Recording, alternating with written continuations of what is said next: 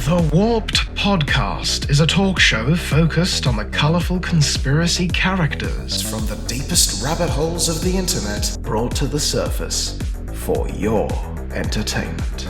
Join Daniel and Stina as they discuss what's been making waves on the web. Sit back, relax, and remember to keep your wits about you. It's a jungle out there. Hello, everyone, and welcome to the second episode of the Warp Podcast. Stina is back here with me today. How are you doing, Stina? I'm awake. Yeah? Yeah. It's getting cold in Florida, so we're all sick. It's the problem with our time zones as well. We're kind of at opposite ends of the world, so we're always talking to each other at a very difficult time. You're often getting up in the morning, and I'm often going to bed. Yeah, yep. But it's cool too, you know? It's pretty neat. And we've had a couple of technical issues as well trying to get this podcast sorted, but I think we're onto a solution now. Yeah. A couple million issues, but we got it. This app we found is pretty cool. So, Stina, one thing I want to say before we continue as well is thanks to Jack for our new podcast intro. I popped that up on Twitter earlier. And some of you might recognize Jack as the voice of my usual YouTube videos. You might have thought that's actually me, but it's Jack, and he does a wonderful job of narrating my videos, and he's a great guy to boot. So thanks, Jack, if you're listening out there. Thank you, Jack. He's the man. He is. And look, I think while this is a little bit of a side project for us, and we're not trying to break any new ground or anything here, and we're not trying to do any sort of serious investigations or anything on this channel. We're certainly not trying to portray ourselves as ascended big brains like a lot of other people in the community.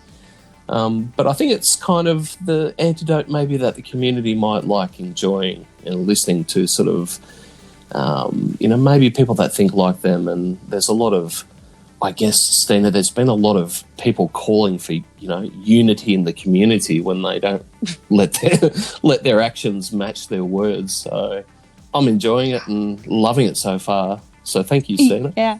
No, thank you. And that's one thing that I think is my biggest compliment on my channel, that I've gotten comments saying like, oh, you're funny. And they like the entertaining, funny, not so serious approach to things. So I think it is needed. It is something that we should all try to get in touch with, that, child side inside of us that just, I hate to put it this way, but like the dick and fart jokes, just the stupid, dumb, immature part of us, especially since the subject matter that we're usually talking about is so like, it talks about your immortal soul and shit like that, the world ending and pole shifts. And, if you're not careful, you can lead into an obsession in the other way of trying to debunk this stuff. And you're still just digesting all this doom and destruction. For sure. And we're just trying to be real here in our rawest sense, I think. I don't think we're trying to sort of put on any sort of act or portray anything. And that was the whole concept that Stina, you and me first started talking about with this podcast is, we just want to have a real conversation and invite other people to listen in and comment. And, we'd love to have some people on in the future as well to have a bit of a chat to. And nothing too serious, nothing too in-depth. We're not doing any investigations here. We're just having a conversation, and a conversation that I think the community could really benefit from. Mm-hmm. I agree. So I think the first thing I want to talk about, Stina, is you've released a new video in the last week. Mm-hmm. Has been a major bombshell in the community, and for the opposite reasons that I just mentioned as well, because you've actually brought in some pretty serious heavy lifting in terms of investigation and reporting to actually find some interesting things about our favourite Edgar Casey reincarnation, Mr. David Wilcock. Yes. Yes. And you know what? Let me go into it a little bit just in case people haven't seen it yet. But David Wilcock has created a charity, a 501c3 it's called. It's a tax-exempt nonprofit organization that is under the category of religious organization. I've tried to look into all the details with business and 501c3s and stuff like that, but I mean, it's like another language to me. So it's like reading, Anshore language or something. So I can't understand it, but the gist of it is it was a smart move for him. I'm saying that he does not have to pay taxes on really anything. So even his conferences and speaking engagements, all the fees that he charges can be tax exempt. He can use those lectures as part of this organization and like spreading his message and his religion. And I think that's probably the biggest question that everyone has in the community, which is he doing this from a place of trying to get around tax restrictions or things like that, or is it actually a positive new sort of message or thing that he's trying to propose? And I guess a lot of people would be surprised about that angle and tact, given his history in terms of information that he's been putting out for the last 20 years, to be honest, probably longer than that.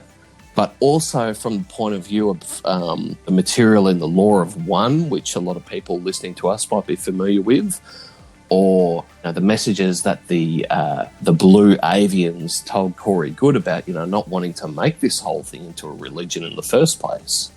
Right. You're 100% on the ball there. I mean, it's stated a million times within the first episode, and even in additional episodes in Cosmic Disclosure, they bring up how this is not supposed to be a religion or replace your current religion. I think it would be good for some of us to look into whether or not anybody else has used the Law of One as a basis for a religious organization, because David had said in the past that he was a Christian, although the only time he ever brings up Christ is as a source or as a comparison for the Law of One or the Blue Avians. Like he'll use it as a comparison. It says this and this in the Bible, which is also this and this in the Law of One. So this gives the Law of One legitimacy because the Bible says XYZ about Christ. That's about the only time you ever hear him bring up Christ, Jesus, Christianity. So it's also interesting too, because he has not told anybody about this, although I will say that I had somebody within his clan comment to me on YouTube telling me that David did announce the 501c3 on his blog back in 2018. Right. And yeah. And so I looked, and it was one of those really long 2-page, tens of thousands of words blog post of his, and it was maybe 2 sentences long, and it was just a BT dub, I did this.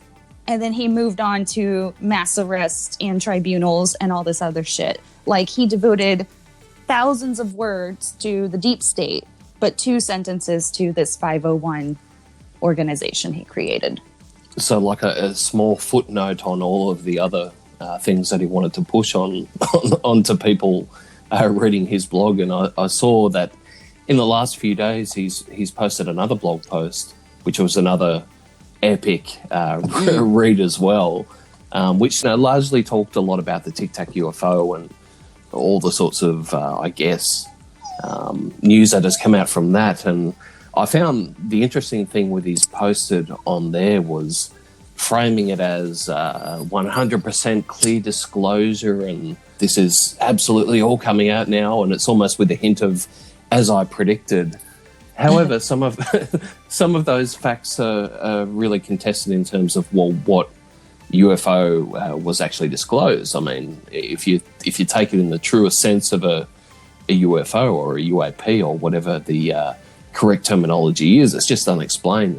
It doesn't necessarily mean proof of alien life buzzing around our skies, but that's certainly the angle that he took it in on the blog post. Yeah, I haven't even read the blog post. I know my husband said that he started reading it and fell asleep. So, and you know what? A lot of people are saying the same thing about their movie. Like, I got 15 minutes in and I couldn't finish it because it's just so bad. So has the movie actually been released? Yeah, it aired yesterday. Okay, well, I've missed that. So apparently not so much. So, but I do like to watch these things. So before I did my latest video, which was on David Icke, who is an English conspiracy theorist, I did watch his biopic, which he featured.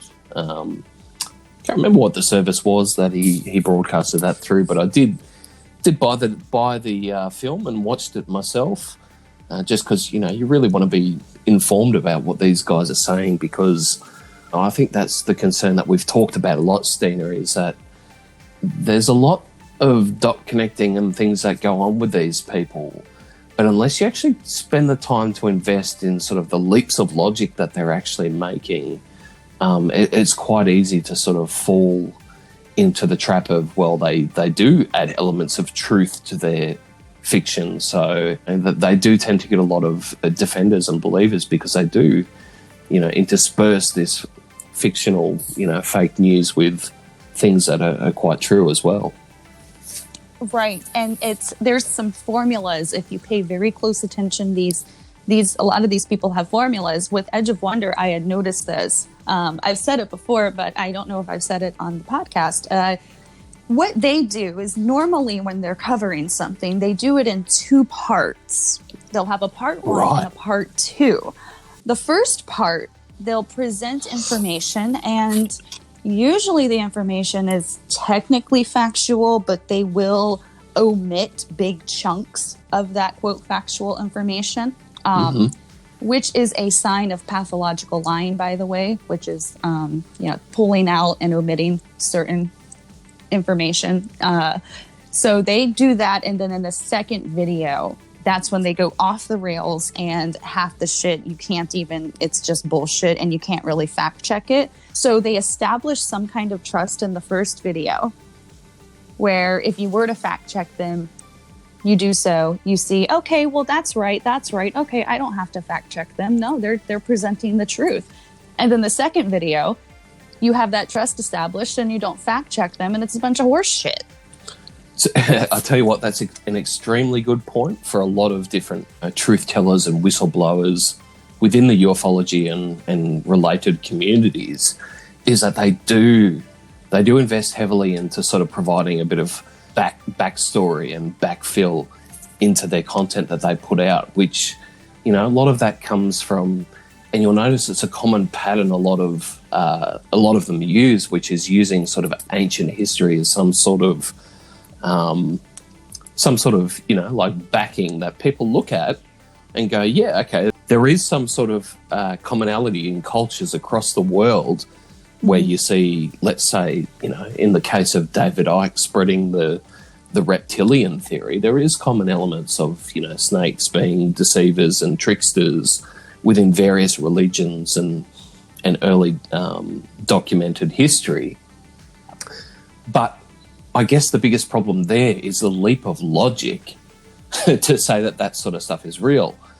And if you take into account someone like David Icke, in which I did quite a bit of research before I produced that latest episode of the Cosmic Con on the channel.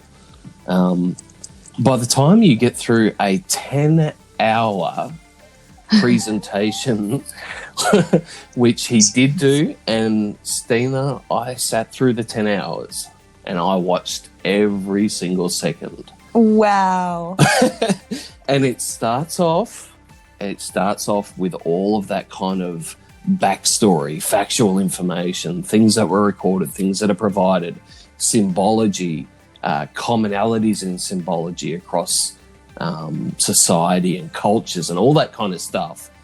And then it moves to this space of, you get a few hours in and it's going off on a tangent, but you don't quite kind of realize that because you're actually following a story that someone's actually plotted out. Yes, and it's funny you say that because, again, that's another way that psychopaths and sociopaths and pathological liars get you, is they tell this story and you're so invested in the story, whether it's true or not, you don't care. You just want to know how the story ends. Mm-hmm. It's pulling to your, what is it? There's I guess a couple different brains us humans have. There was the lizard brain and the emotional brain.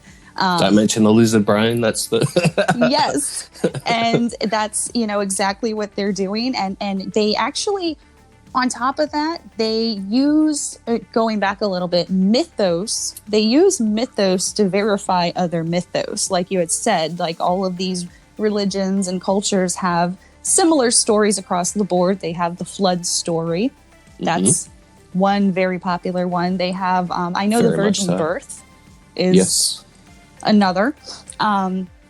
So it's kind of hard to say they're wrong because, well, there are all these stories that mention the same tale. So how could all these different places across the world have the same story, but it's all the same? It's like Santa Claus. You know what I mean? It's like Santa Claus is a story that's like across the world and everybody fucking knows. Well, does that mean he's real? Well, don't mention Santa Claus, because I did sit through that David Icke presentation and he does mention Santa Claus. No. And that Santa is an anagram for Satan, and that he is a bearded person, as so is the character or the presentation of Kronos, the master of time, and as is Saturn, who is responsible for, the broadcast of our fake reality that we exist in on planet Earth, according to David I kind of Icke. want to listen to this now. Well, it's impressive in the way that you can look back in hindsight at history and be able to weave a story. And he's very good at that. And I think, David Icke is someone that a lot of people, and I have got a lot of negative feedback on my last video, and it certainly isn't performing in terms of YouTube analytics as well as my last few videos. And I think that's interesting as well, is I think someone like David Icke is much more acceptable in the world of conspiracy and conspiracy theories, because I think ultimately he might be more of a believer in what he's actually talking about. Right. And I think, less so. I think you can spot that on someone like Corey Goode and go, well, yeah, I think as far as like someone who's broadcasting themselves as an intuitive empath, well, I don't think he's quite sort of vibrating his frequency at that level, is he, from all of his actions. Corey Goode scares the shit out of me because he actually he feels fucking like a psychopath. He really does. Like I said, obviously you can tell I've been watching a lot of stuff on sociopaths and psychopaths and pathological lying, and watching all these videos that says, different ways to spot them, from micro expressions to different, body language. And it's like, this dude is just watching Cosmic Disclosure again. I watched a couple episodes yesterday and I'm like, dude, this guy's fucked. This guy is fucking fucked. He's fucking crazy because he does not come off like a liar. I was thinking, how did he do this? He must have somehow taken real life events that happened to him and twisted it in some way. Anytime he's talking about raw tier air, he's talking about his friend Eric down at the bar. You know what I mean? The drunk or the crackhead that lives in the alley behind the bar. There has to be something because he's just too fucking good at his lying. Well, I think, he's had plenty of practice, and I think one of the things that's pretty established with Corey is that he had a certain amount of time to mine the Project Avalon forums, but, he almost had a lot of personal time away from work while he was recovering from an injury, watching Star Trek and Star Wars, and hitting the bong and eating a couple of hash cookies, and whatever he might have been doing, allegedly. We're not saying, he's Stina. It's just allegedly, he could have been doing that. And voila, he hones his story. And I think, that first big push that he had out onto the front stage, well, obviously he was extremely uncomfortable. Yeah. And by then he'd already honed his story, but he was extremely uncomfortable. But I think the position that we find Corey in now is that he's still quite rigid, but he's honed his story. He's got it down. What's good is that, like, even though he's, like, super nervous and shit like that, it's so funny because knowing how cocky and what an asshole he was to everybody before those episodes aired, like to people on Project Avalon and shit, just the way he was, just this cocky motherfucker that thought he was better than everybody, that had to be so satisfying for all those people to see him just look like a fucking idiot on TV. Like sweating under the camera lights and studio lights. Yeah. All like talking all hard and tough online, but then he's got a quivering voice. And, it's like, oh God, I feel satisfied for those people. Like just knowing that happens. And that's where his reaction comes from as well, Stina, which is, as we've seen on Twitter and, to a lesser degree, Facebook, only because I don't look at Facebook, but, like he's obviously been on the back foot and then forward into the front foot and into hard offence against any sort of criticism. And that's like, I sort of compare that to, like I've been researching David Icke for the last couple of months and probably longer, doing that work and looking into his character. And probably the biggest difference I notice, right, between two people that have pretty similar kind of stories, in the way that, David Icke doesn't present himself as a first-hand, space lieutenant on the good ship Mars or whatever Mr. Goode was on. But what is quite different is that I think, here's my honest opinion.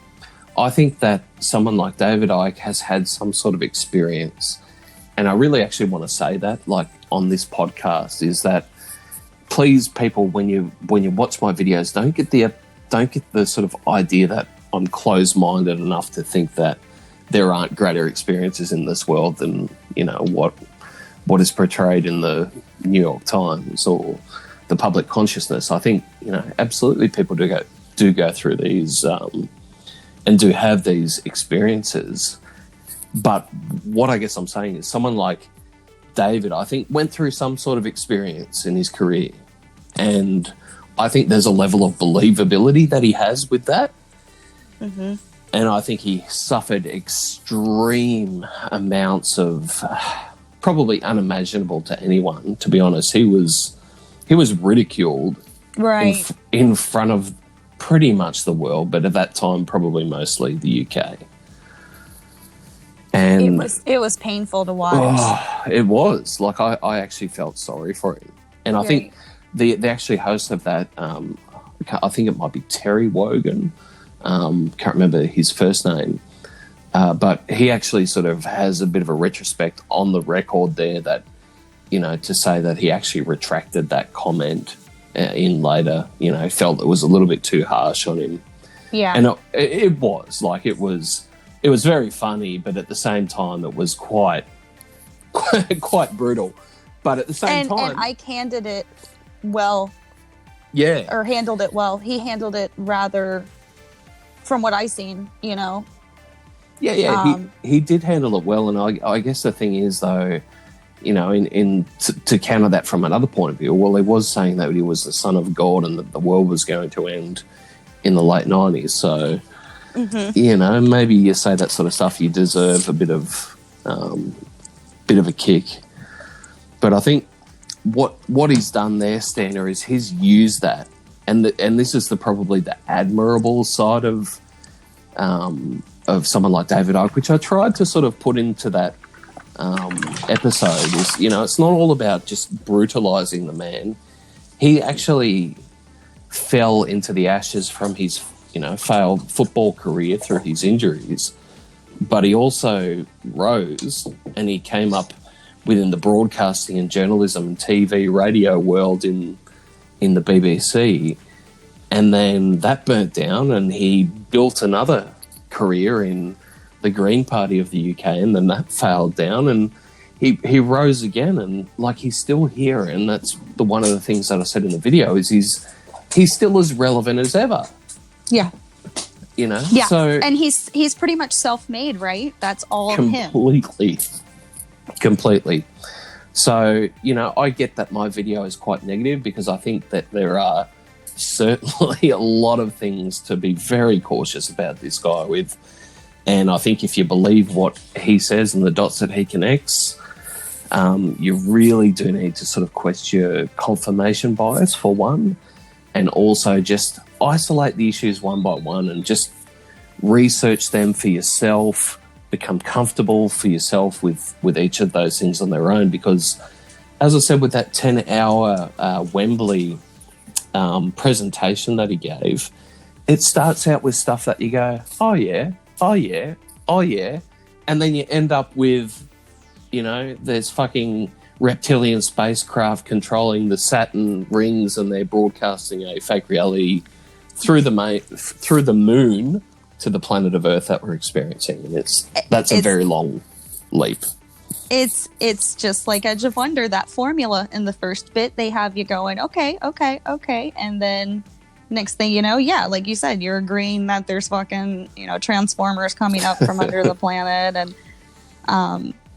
no, I think it's a little unfair to be so negative against you, because you present you just present so professionally. You're not I don't know what the word is. You're not like me. You're not calling people fucking bitches and shit like that. Like, well, that's what this podcast is for, yeah. Yeah, exactly. That's the other side of Daniel on here. The dark side of Daniel. I can see the YouTube titles now. The dark side of Daniel James talking shit. God. Oh Jesus, dude! Did you know in Cosmic Disclosure they talk about like the fucking Sith Lords and the dark side and shit like that? Like, are you literally, serious? Dude, they're talking on there about.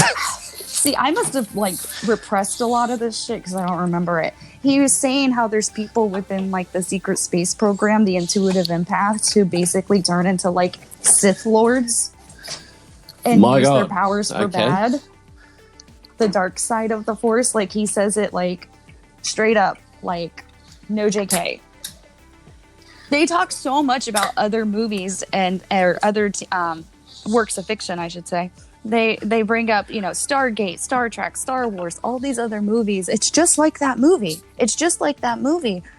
When he's talking about his first encounter with the Blue Avian at the SSP meeting, he says that there's this big coliseum where they're all in swivel chairs, like in Star Wars when they're in the Senate. Yeah. Yeah. But then he says how they're all like clicking off and stuff like that. It's like, how are they clicking off if they're all in these bubble swivel chairs? Like, how are they standing? So many questions. I think we talked about it a fair bit in our first episode, didn't we? The sort of parallel to that world, and the world of fiction, and I still don't get it. I don't get it why Tom DeLonge tries to mix his whatever else that he's doing other than testing metamaterials and examining, you know, videos of first birthday balloons and trying to, you know, present that they're actually UFOs flying around the sky.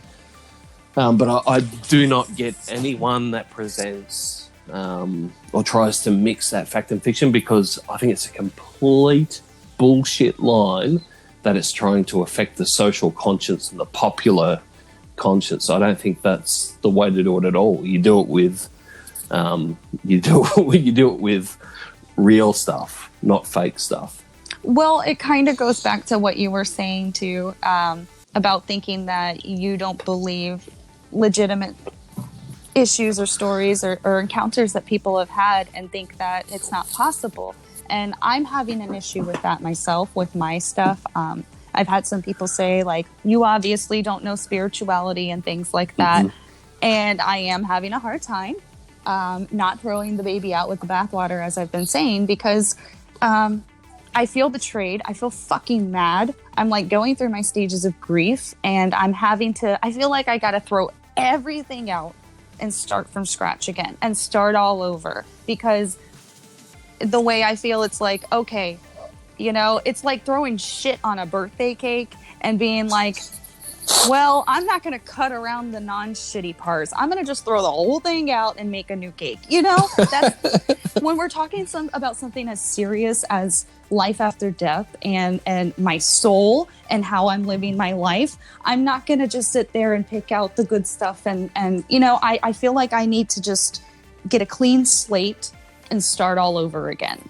That's just me. Other people might be able to pick out the stuff they still want to keep, but I feel like I need to come to a place in the future where I have no bias or anything like that. Because right now, the whole field of ufology and spirituality, I'm having to figure out everything and start over, because I was so blinded for so long.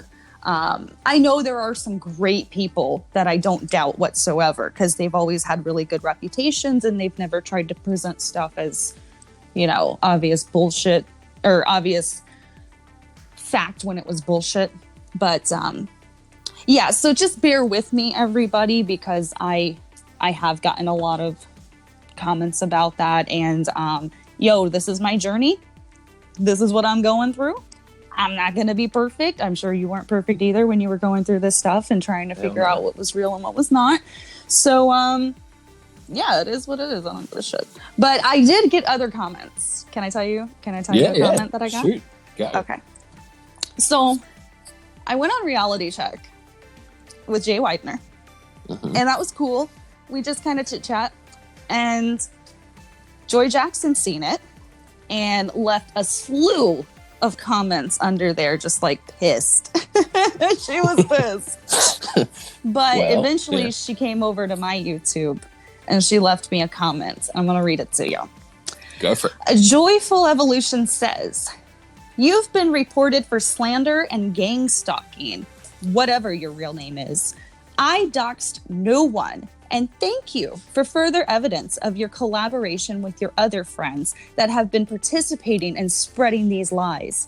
I will continue to document and report your criminal behaviors, especially should any harm come to me or my family due to your harassment, slander, and defamation. I hope you find your way out of the shadow and get a life. Blessings." And then she did the little blessing high five. Right, that sounds genuine. Yeah, okay. Right. Get a life and blessings. So I think that I should sue her for slander for trying to insinuate that something would happen to her and her family because of me. Like, I'm that type of person. Is she trying to tarnish my reputation to say that little old 5 foot, 100, pound Stina would harm somebody's family? Like, I've got that kind of pull or something to do something like that. So, I mean, who's slandering who here? Well, that's the that's the exact thing with the internet in general, and you see it across so many communities. But I have noticed it quite prominent here in the ufology, the esoteric, the bigger questions of the universe, I guess, as an over-encompassing term for this community, is that there is this whole sensitivity around, gang stalking and who's talking shit about who or whatever. Well, I'm here to kind of say that this podcast, Stina, my idea for it was that we're going to talk shit. Yeah. But we're not slandering anyone, right? So this is a podcast about the goings on within the community and what actually happens, right? So if you're going to take it so seriously that you're going to sort of resort to these tactics and you've got to resort to these things, well, actually maybe think about the actions that you're going to take before you do something like that you've been shown to do. Maybe that's the first kind of step that you should actually trip yourself up on. What do you think? Maybe she needs to do some inner work and check her vibration. Exactly. We're not going to sit here. We're not going to play victim, right? You know, we're not Fuck going to no. She can suck a dick. I don't give a fuck about Joy or her fucking, oh, you're slandering me. I'm slandering you. You know what? You're fucking stupid. You're not fucking funny at all, Joy. You have this fucking comedy show on YouTube, bitch. You are fucking stale. You're a fucking ciabatta, bitch. Get the fuck out of here. You are busted, you fucking washed up. This is talking shit. This is not slandering you. This is me talking fucking shit like a ratchet fucking bitch. And I will continue to do so. And you're not going to do a fucking thing about it, you stupid hoe. Oh, this is why I like you, Stina, because you're far better. You're far better at talking shit than I am. But it's kind of the whole thing, right? So, you know, if you're going to treat yourself so seriously as a public figure, this is a criticism that you get exposed to, right? And, you know, there's no seriousness in any of this. I think we talked about it a little bit in the first episode when I kind of mentioned about, you know, the sort of turning up to events and things like that. I mean, I think we both talked about, wouldn't it be great to sort of go to some of these events? But, you know, do you really think anyone's a danger to these people? Are these people really going to sort of play that ultimate kind of victim card when at the end of the day, well, that's a very good point, but it's from our point of view, or from anyone that I know points of view, other than maybe some of the weird psychos that have DM'd us and messaged us about certain kinds of threats, you know, like this is all we're doing is talking in a probably a hundredth of a tenth of the amount of trash talk that gets talked about, you know, celebrities or politicians or things like that. So, you know, I think the key message is pull your head out of your ass. There's nobody's above this sort of criticism or talk, right? So if you're going to put yourself out there, if you're going to tell these wonderful fabricated tales, you are under watch from everyone, okay? And it doesn't mean that we're watching you with binoculars outside your front yard. It just means that we're watching what you're saying and we're not going to buy all the shit. Right. And especially somebody like Joy, who presents herself as a, quote, comedian. She literally calls herself a comedian. Well, she's up for more criticism than anyone. Exactly. And she should be able to take a fucking joke when I got there with fucking horns on my head and black lipstick. Like, seriously, I got paper mache on my head. You're taking it that fucking seriously? Like, come on. Like, the shit that I said and that I put out there, though, was serious. And that's why she's so fucking mad, because all I did was bring everything together that was already out on the internet, except for the location services thing, which basically just shows her telling on herself that everything I said was true.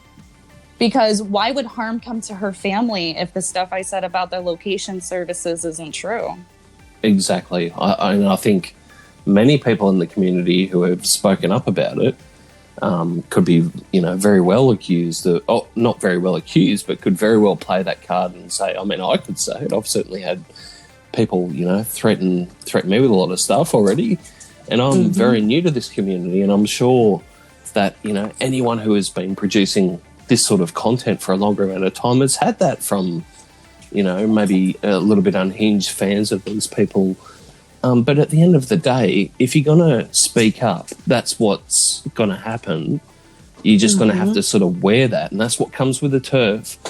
And that's why I'm so glad, Stina, to see other people in the community finding their voice with this sort of stuff as well, and saying, you know what?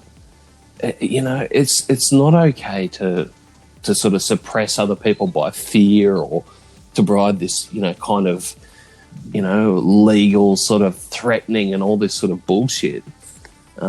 Because the more voices that speak up and add to the conversation from a place of, you know, genuine, you know, just wanting to sort of share their story, how can that not be a good thing from anyone's point of view? Exactly. And it's only not a good thing from the people's point of view who their paycheck could be affected. People only get upset when you fuck with somebody's money. And maybe their family, of course, but when you fuck with somebody's money, no. And that's what this is doing. People speaking up and criticizing them and calling them out on their bullshit is fucking with their money, because this is how they live. This is how they make a living. That's kind of the reaction that we had with the issue of Joe from the Carolinas, of people overstepping that mark within someone's personal life and really overstepping that boundary and sort of making impact. And I think what I think, Stina, is that there's probably a lot of people on different sides very capable and happy to overstep that mark. And at the end of the day, you know, we've got to realise that this is just the internet. A lot of this stuff is just the internet. It's people talking on the internet, and it doesn't matter what they say. If they say something that's critical, that's probably a good thing because it sparks a conversation. And if they're saying something that's completely ridiculous, well, you know, the natural forces of conversation and discourse will kind of calm that down. But if it's completely valid and it heats up, well, that must mean something. Mm-hmm. Exactly. But, and then again, that's where, like you said, there's a line, but these people are threatened because they know what people like Joe had said was the truth and had right to question. They took it to their personal life because they don't differentiate between the internet and their personal life and real life. These people have no fucking life outside of this stuff. This love and light, this spirituality, new age, ufology, this community, this is their friends. This is their real life. This is all they have. They might do their 9 to 5, some of the people, but the rest of them, this is their 9 to 5. This is their job. This is their social life. This is possibly even their romance, their romantic life. They want to find a dude or a woman on the same vibrational level as them. This is their entire life. So that's why they can't see what they did to Joe was wrong, because the internet's not his life. It's not his real life. It's not our real life. All they have. And that's why they're so hardcore into this shit and won't just like give any critical thinking to it, because it will shatter their entire life and they will have nothing. And that's a pretty strong motivator for them, isn't it? Like, you know, any sort of threat against that provokes this knee-jerk reaction, because, you know, I guess when you're like, put yourself in someone like Corey Goode's shoes, you're one day away, any time of your life, you're one day away from it all tumbling down, from someone pulling out a loose thread, or for, you know, you're making the wrong kind of business deal. You know, YouTube's revenue supply for those videos have gone down, and you do something else and it doesn't take off, and all of a sudden you're back to being unemployed and, you know, having a mortgage and all that sort of real world stuff that all of us deal with. Yeah, and you know that it's going to be a huge shock to their system when it happens, because I don't think it's a matter of if it, and especially for Corey Goode and his kids and wife, going from that kind of lifestyle where people were paying for their vacations and stuff like that, whereas before, I doubt their family even went on a vacation. They were so poor. Like a lot of people here. Yeah, exactly. And when you go from that lifestyle change, you go into a fucking depression, you hate your life, like it's a big impact. Yeah, and not just on him, but his entire family. Well, you said he had a stream earlier when we were talking tonight. Did he have a stream? I don't think I noticed that. I mustn't be subscribed to the Sphere Being Alliance. Yes. It was him, and it was the girl from the social media girl, the girl that runs their social media stuff. And he was speaking about the cosmic secrets. Mm-hmm. And within the first 10 minutes, I swear to God, he brings up the whole doxing thing, how he was accused of criminal activity, but it was proven false. By Unirock? Yeah. I mean, I don't think he specified Unirock's name, but he could not help himself. He's so fucking unable to go for 2 seconds without. I think it's been like almost every stream he's done lately. He brings up how he was framed for criminal activity, but was exonerated, or it was proved he was framed, or whatever. Well, I just want to take the opportunity as well to sort of make a personal shout out to Unirock and say, well done, Uni. You've actually done more to harm the community by giving someone like Corey Goode the not only the benefit of the doubt, but the endorsement of, this being a fact that he's talking about, which is incorrect. And, you've really sort of given him an armour against the community, which is not deserved. And it's certainly, I think it's clear to everyone that it's been in your personal best interest because you've had a vendetta against someone else. And I think that's the kind of most cowardice defence against bending your own beliefs and morals just to fit the fact that, you're getting back at someone, or you're, trying to right a previous wrong. It's unacceptable as far as I'm concerned. It just don't make no damn sense how he's saying that it was proven to be a lie because Unirock put out that video because he debated CW for 6-7 hours thing. Like, how does that prove anything? Nothing was actually proven at all. I don't think so anyhow. But yeah, I know Unirock put together a video afterwards, but I don't know, it's been a while, but I don't think he proved anything in that video either.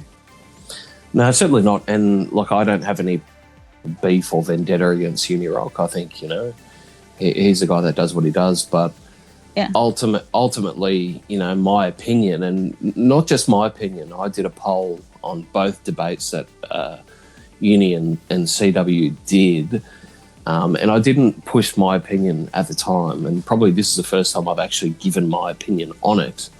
And the reason for that was because I actually wanted to take the pulse of the community and see what they said. Mm-hmm. I didn't want to colour anyone by my opinion. And you'll notice that with my videos as well. I try not to sort of push forward my opinion. I always try to say what other people are saying about something. But in this clear case now, in hindsight, looking back, you've got someone like Uni running around the boxing ring with his arms up, claiming victory, when at the end of the day, he lost the debate. That's quite clear. But he also provided someone like Corey Goode with the ammunition to, go into sort of defence and denial mode, which, is, I think it's been more damaging in the last 6 months than anything that's happened to the community.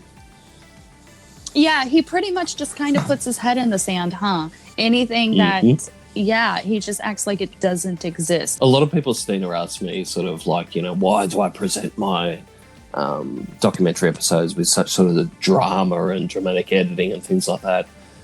And it's kind of, to anyone listening, the reason why I do that is because that is how these guys started broadcasting their messages to the community, which is through these, I can't remember what the first name of the first documentary that they put out. Above Majestic. There you go. Above Majestic. That was it. That was the complete motivation behind why I presented my documentary episodes the way that they were, because it was taking something and amping it up and adding the sort of production values and input to make it, sort of in that. And the reason for that is, like, I think the best way to sort of deal with any of that kind of approach is to mirror it back. And just likewise, the motivation and idea, as we've discussed behind our little podcast here, above all is having fun. But the second effort is to try and kind of, provide that sort of format back as well, which you see with people like Edge of Wonder. And you might have noticed the similarities between the retro wave and the graphics and things like that, is because I think that's the best defense. It's the best thing that we should be doing. We shouldn't be getting all, fearful and tied up and, privating our accounts or whatever that we might be doing. we've got to be able to use these things back, reflect it back, and not sort of accept any of that, I guess, conditioning by the styles of content that these people are putting out. No, I think that's great. Because it's almost like, what's that saying? You got one finger pointed at somebody else, three pointed back at you. When you're reflecting and mirroring their content and what they're doing and how they're presenting it, well, look at themselves then, and they won't that, and you know, or there's going to be justification why it's okay for them to do it and not for you.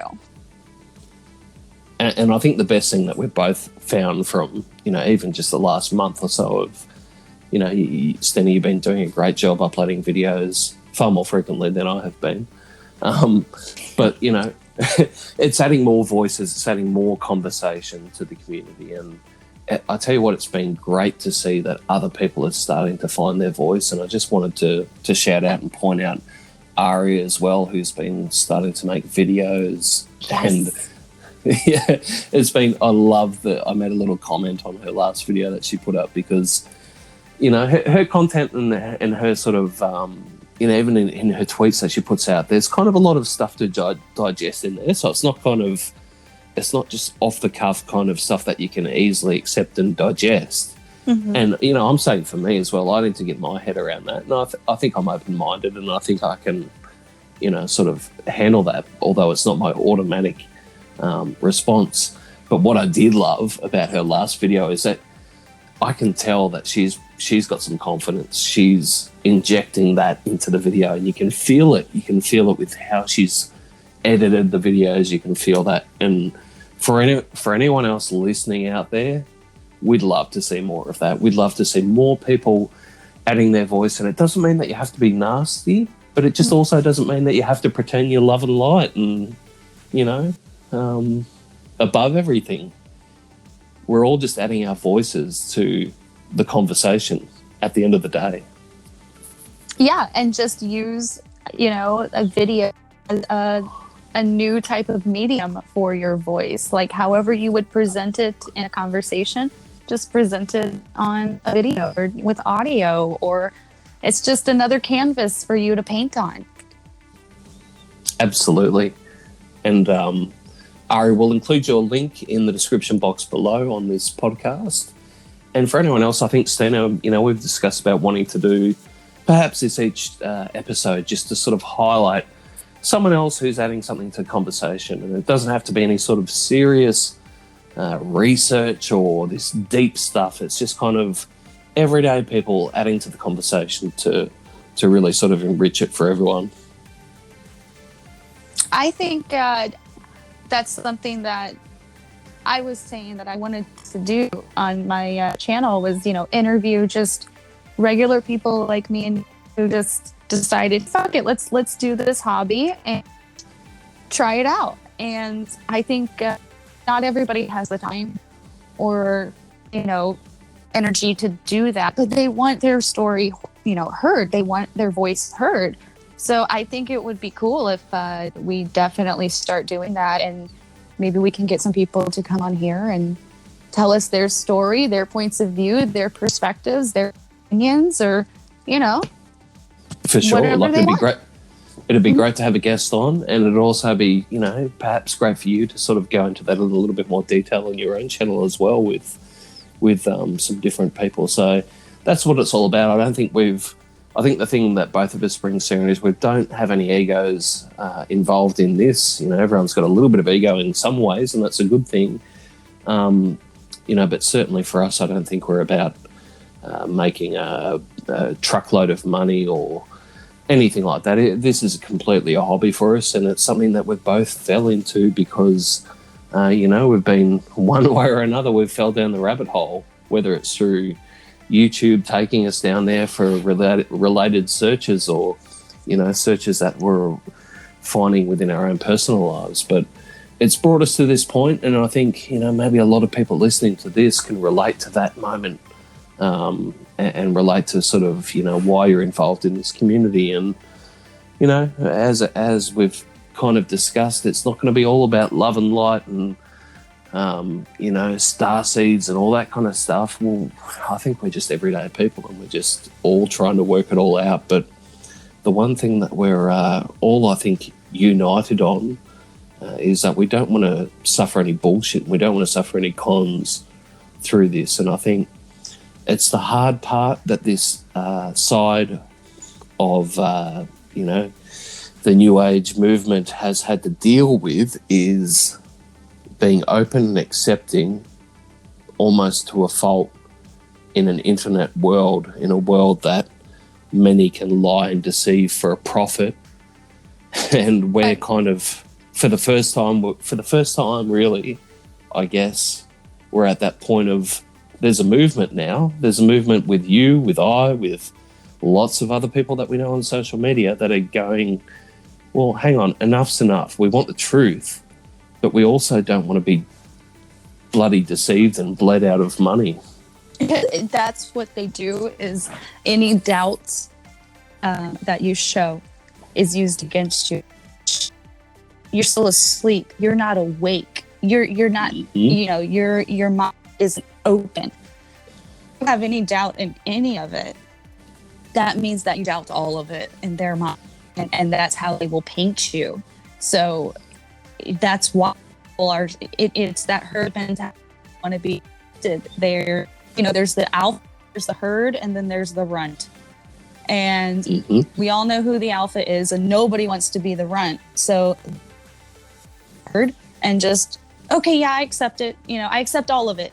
My mind's opened. I'm not the runt. I'm not the runt. I'm not the one that's going to be picked on and raise eyebrows, because everyone to be accepted. And like you said, we need to accept everything but it doesn't mean that we're doubtful and we're not open-minded. We wouldn't be a part of this community to begin with. It's a real sign of maturity, I think, for the community to get to this point with a lot of things. And I think you can only get to that point really in realization through going through the different people that have talked about the subject over the last 50 years or more, and in whether their background to be more scientific or more esoteric. At the end of the day, we've heard a lot of different voices, but as much as people will try, I think the clear sign is when people will preach something to you as complete fact when there is no, intangible evidence is one thing, testimony is another thing, but there's no meat on the bones. That's, I think, when most people need to sort of raise the alarm bell and really start to question those things. But, it's not that you're being too critical or overcritical. It's just that you're being, very studious in your own mind to make sure that you're confident in what you believe in. One thing that we wanted to talk about just before we end, I think we're getting close to the end now, aren't we, Stina? We've been talking for quite some time. Has been the latest video, or not the latest video, but one of the latest videos from the boys at Edge of Wonder, our favourite guys, Ben and Rob. Yeah. They live from New York. They're very upset. They're mad because YouTube's being meanies to them. I thought it was great, that video that they put out. For the first 10 minutes, it's almost Oscar worthy, the performances that they're delivering in terms of Oscar worthy. They were obvious. Dude, you're so bad at reading from a script. I'm gonna sit here and I'm gonna move my hands and pretend like I'm saying this enthusiastically, but you hell, I'm reading from a script. God, they're so bad. Well, and like Rob always has his eyes really wide open while he's like saying everything. And although I gotta say that the other one looks better now that he shaved his face. He looks better clean cut. And I usually don't like guys that are. I like the hairy beastie men. So yeah, good for them. You're doing your thing. It looks better. Well, it might be a little bit harder to cover up, those mouth movements and sort of little idiosyncrasies with any sorts of mistruths that might be told. But it was interesting, you know, like it was a bit of, what was the title of the video? I can't remember, but you guys can look it up. Oh, the at home. clickbaity shit? Yeah. What was it again? This might be the end of Edge of Wonder on YouTube or something like that. End. We've only got, you know, almost 300,000 subscribers, but this 400. might be the end. Whoa. Okay. It's like 380 or something. But this might be the end. So great example of fear porn, and they managed to tie a whole lot of you know, different angles to the whole thing. Yep. One of the lines that I thought was absolutely classic Stina was, we don't go around spreading lies, we just ask questions. They're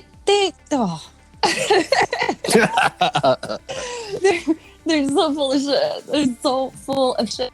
You know, to ask questions, they bully. Rob especially, he bullies his their, because they said something and he goes, yeah, and if you watch MSNBC, you're an idiot, or something like something that they do every episode. They like low-key bully.